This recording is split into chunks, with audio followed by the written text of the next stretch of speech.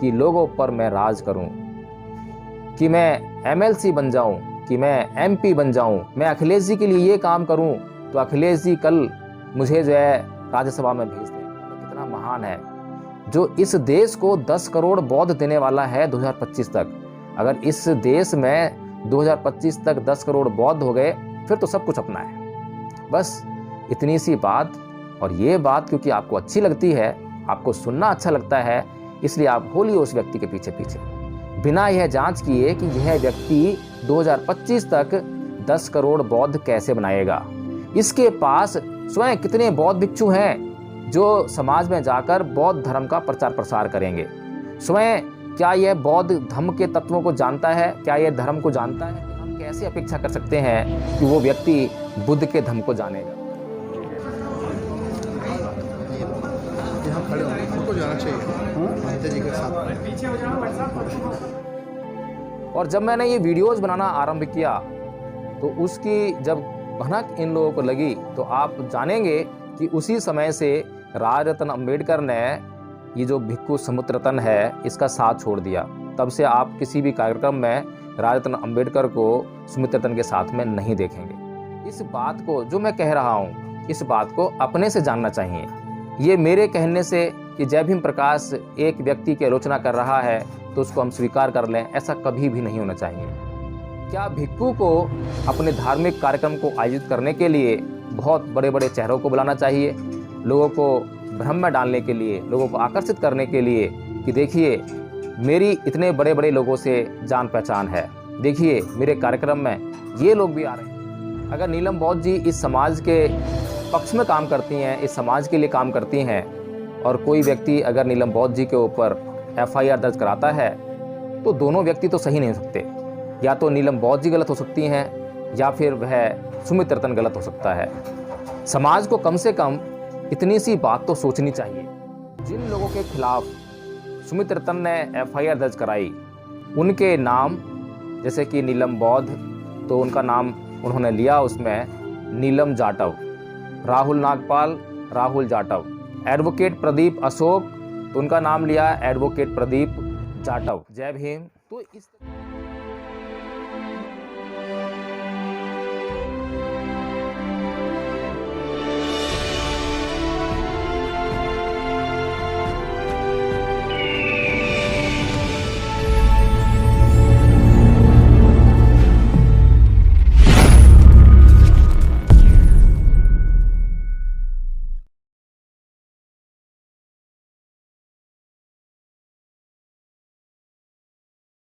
नमो बुद्ध साथियों, आज एक विषय पर चर्चा करेंगे और विषय बहुत ही महत्वपूर्ण है।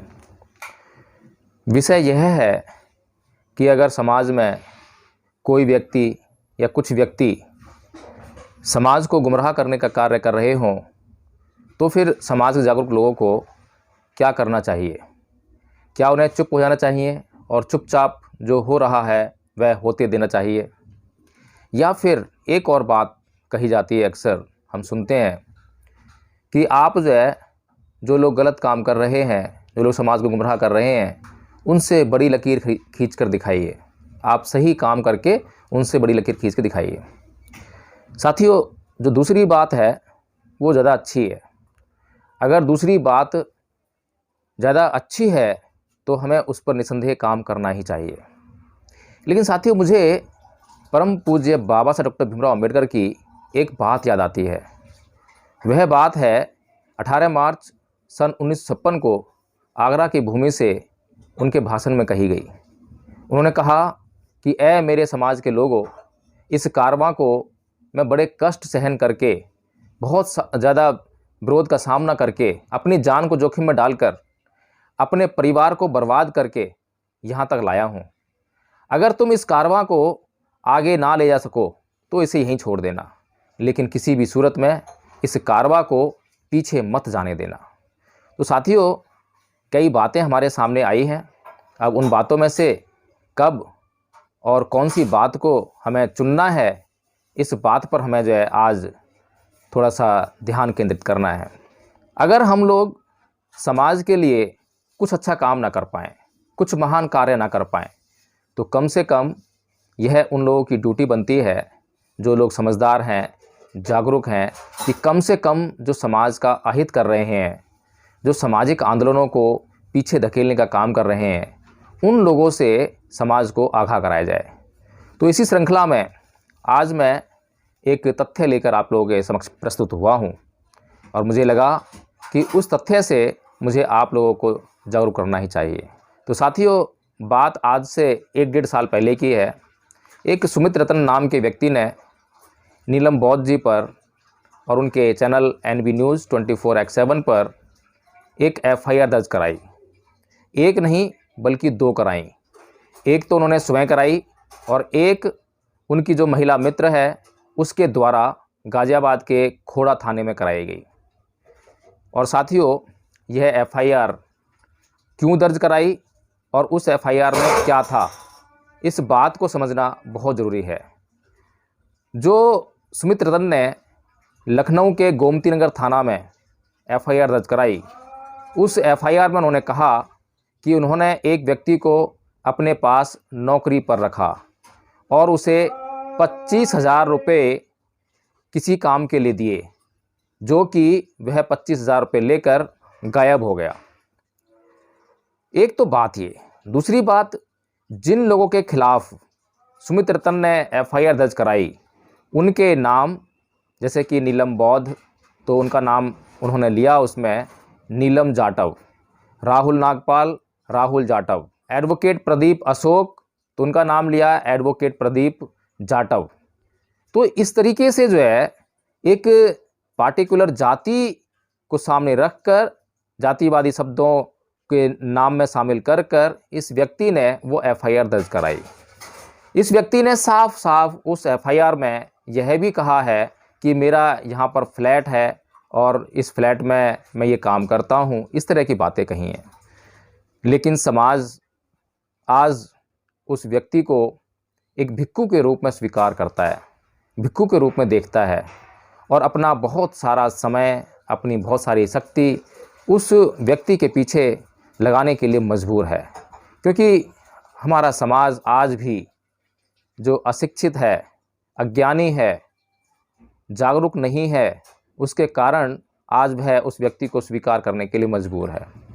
लेकिन साथियों, एक भिक्खू के लिए क्या होना चाहिए और क्या नहीं होना चाहिए, एक भिक्खू का आचरण कैसा होना चाहिए, इस बात को समझना बहुत आवश्यक है। FIR सुमित रतन ने इन लोगों पर कराई, ये लोग क्या काम कर रहे हैं? नीलम बौद्ध जी को कौन नहीं जानता कि वो क्या काम कर रही हैं? क्या कभी किसी व्यक्ति ने नीलम बौद्ध जी को समाज के विरोध में काम करते हुए देखा है? कभी नीलम बौद्ध जी ने अपने चैनल के माध्यम से आपको ऐसा कोई वीडियो दिखाया हो, ऐसी बात आपको परोसी हो जो कि सामाजिक आंदोलनों के विरोध में हो? तो साथियों, अगर नीलम बौद्ध जी इस समाज के पक्ष में काम करती हैं, इस समाज के लिए काम करती हैं, और कोई व्यक्ति अगर नीलम बौद्ध जी के ऊपर FIR दर्ज कराता है, तो दोनों व्यक्ति तो सही नहीं हो सकते। या तो नीलम बौद्ध जी गलत हो सकती हैं या फिर वह सुमित रतन गलत हो सकता है। समाज को कम से कम इतनी सी बात तो सोचनी चाहिए, समाज को सोचना चाहिए कि जो गलत है उसको दंडित किया जाए, जो सही है उसको प्रेरित किया जाए। ये समाज का कार्य है। लेकिन समाज कितना गुमराह है, कितना आलसी है, इस बात से पता लगता है कि बार बार समझाने के बाद भी आज समाज गलत लोगों के साथ में खड़ा हुआ दिखाई देता है। और आज यह जानकर बहुत ही ज़्यादा अचंभा हुआ कि आज उस सुमित रतन के साथ में बहुत बड़े बड़े प्रोफेसर, बड़े बड़े गायक, समाज का नेतृत्व करने वाले लोग आज उसके मंचों की शोभा बढ़ा रहे हैं। एक कार्यक्रम का मैंने पंपलेट पढ़ा जिसमें कि आयोजनकर्ता सुमित रतन, साथ में लिखा था भिक्खू, भिक्खू सुमित रतन। अब बताइए, क्या भिक्खू किसी कार्यक्रम का आयोजक हो सकता है? क्या भिक्खू जब कोई कार्यक्रम आयोजित करता भी है तो वह कार्यक्रम कैसा होगा? क्या वह कार्यक्रम सामाजिक होगा, राजनीतिक होगा या कुछ और होगा? क्या भिक्खू का जो कार्यक्रम है केवल और केवल धार्मिक नहीं होना चाहिए? क्या भिक्खू को अपने धार्मिक कार्यक्रम को आयोजित करने के लिए बहुत बड़े बड़े चेहरों को बुलाना चाहिए, लोगों को भ्रम में डालने के लिए, लोगों को आकर्षित करने के लिए कि देखिए मेरी इतने बड़े बड़े लोगों से जान पहचान है। देखिए मेरे कार्यक्रम में ये लोग भी आ रहे हैं, वो भी आ रहा है, वो भी आ रहा है, इसलिए आपको इस कार्यक्रम को जो है वो स्वीकृति देनी चाहिए। अगर कोई भिक्खु कोई कार्यक्रम आयोजित कर रहा है तो पहली बात तो वह कार्यक्रम विशुद्ध रूप से धार्मिक होना चाहिए। दूसरा, उस कार्यक्रम की शोभा को बढ़ाने के लिए बड़े बड़े भिक्षुओं को, पहुँचे हुए भिक्षुओं को, जिनको धर्म का बहुत भारी ज्ञान हो, बहुत सूक्ष्म ज्ञान हो, उन्हें उस कार्यक्रम में आमंत्रित करना चाहिए और लोगों को ये मैसेज देना चाहिए कि देखिए मैंने इन लोगों को आपको देशना देने के लिए आमंत्रित किया है, इसलिए आप इस कार्यक्रम में ज़रूर उपस्थित हों। तब तो समझ में आए कि हाँ, ये भिक्खु वास्तव में कोई धर्म का कार्य कर रहा है, समाज को धर्म के लिए प्रेरित कर रहा है। लेकिन ये जो सुमित रतन है, ये कार्यक्रम आयोजित करता है और उसमें उन सभी बड़े बड़े चेहरों को आमंत्रित करता है। इसके साथ ही बहुत ही चालाकी से जो बहुजन मीडिया है उसको आमंत्रित करता है, ताकि इसके कार्यक्रम को जो है बहुत अच्छे और बड़े पैमाने पर जो है प्रोपेगेट किया जा सके, ताकि इसकी प्रसिद्धि जो है पूरे देश में सर्वत्र फैल सके और लोग इसे और ज़्यादा स्वीकृति दें। साथियों, ये व्यक्ति कभी विदेशों के टूर आयोजित करता है, कभी कहीं पर कैंपिंग आयोजित करता है। इसका केवल मकसद यही होता है कि लोगों को उस कार्यक्रम के तहत जो है अपनी तरफ आकर्षित करे। इसका मकसद कभी भी धर्म का प्रचार नहीं होता। और आपको इस बात को, जो मैं कह रहा हूँ, इस बात को अपने से जानना चाहिए। ये मेरे कहने से कि जय भीम प्रकाश एक व्यक्ति की आलोचना कर रहा है तो उसको हम स्वीकार कर लें, ऐसा कभी भी नहीं होना चाहिए। और अगर आप ऐसा करते हैं तो आप कभी भी बुद्ध के सच्चे उपासक नहीं हो सकते, कभी भी बौद्ध व्यक्ति नहीं हो सकते, कभी भी आप अम्बेडकरवादी नहीं हो सकते। साथियों, मैंने आज से 1-1.5 साल पहले आप लोगों को अपने वीडियोज़ के माध्यम से बार बार ये समझाने का प्रयास किया, जब यह व्यक्ति राजरत्न अम्बेडकर के साथ में बड़े बड़े कार्यक्रम आयोजित कर रहा था और ये सारे में गाते फिर रहे थे कि हम 2025 तक 10 करोड़ बौद्ध बनाएंगे। और ये बात को लेकर राजरत्न अम्बेडकर और सुमित रतन ने बहुत सारे कार्यक्रम आयोजित किए। और जब मैंने ये वीडियोज़ बनाना आरंभ किया तो उसकी जब भनक इन लोगों को लगी तो आप जानेंगे कि उसी समय से राजरत्न अम्बेडकर ने ये जो भिक्खु सुमित रतन है इसका साथ छोड़ दिया। तब से आप किसी भी कार्यक्रम में राजरत्न अम्बेडकर को सुमित रतन के साथ में नहीं देखेंगे। साथियों, बातें तो बहुत सारी पता लगी हैं इस व्यक्ति के बारे में, बहुत सारी ऐसी बातें पता लगी हैं लोगों के ज़रिए, लेकिन उन सभी बातों का हमारे पास प्रमाण ना होने की वजह से हम आपको वो बातें नहीं बता सकते हैं। हम केवल उन बातों की चर्चा करेंगे जिनको हम देखते ही पहचान लें। ये जो बात है, ये जो इसका आचरण है, ये धर्मयुक्त नहीं है, ये धर्म के अनुकूल नहीं है। साथियों, अभी दिल्ली के कॉन्स्टिट्यूशन क्लब में एक कार्यक्रम आयोजित किया गया जिस पर कि मंच पर सभी राजनीतिक व्यक्ति विद्यमान थे, जिसमें कि स्वामी प्रसाद मौर्य जी, जो कि आजकल बहुत चर्चा में हैं, वे भी मौजूद थे। और जब स्वामी प्रसाद मौर्य जी भाषण देने के लिए खड़े हुए तो यह व्यक्ति उनके पीछे आकर खड़ा हो गया और स्वामी प्रसाद मौर्य जी ने पहले तो संकेत से कई बार इनको बैठने के लिए कहा, लेकिन ये बैठे नहीं। तो उन्होंने इसको डांटते हुए बोला कि आप वहाँ बैठिए, मैं आपको कई बार बोल चुका हूँ। और आप ये स्वयं देख लीजिए, ये वीडियो जो है, ये क्लिप देखिए आप। यहाँ खड़े होंगे, फोटो जाना चाहिए महंत जी के साथ। पीछे हो जाओ भाई साहब।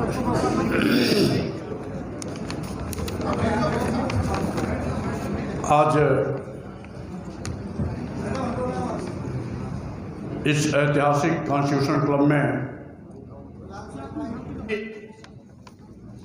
यहाँ पर उपस्थित सभी हमारे सम्मानित साथियों, भाइयों, बहनों, नौजवान साथियों, पत्रकार बंधुओं, जैसा कि